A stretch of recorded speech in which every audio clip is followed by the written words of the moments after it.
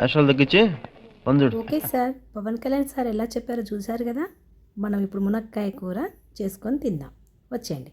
ముందుగా ఒక డేక్షాలో 2 పావులు నూనె పోసి దాంట్లో తాలింపు గింజలు ఒక చెంచా వేసి మెంతికూర వేసి బాగా మగ్గాక ఉల్లిగడ్డలు వేసి బాగా కలిపి పడేయాలి. దాంట్లో కొంచెం ఉప్పు వేయాలి, పసుపు వేయాలి, బాగా కలపాలి.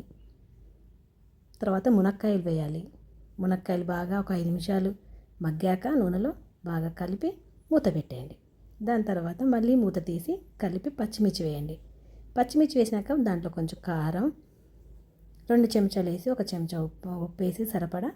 ఆ తర్వాత టమాటాలు వేసి ఒక 10 నిమిషాలు బాగా ఉడికాక దాని మీద కొత్తిమీర జల్లేసి స్టవ్ ఆఫ్ చేసేసుకొని నోరు రుచే రుచికరమైన మునక్కాయ కూర ready. Please like, share, subscribe to my channel. Thank you.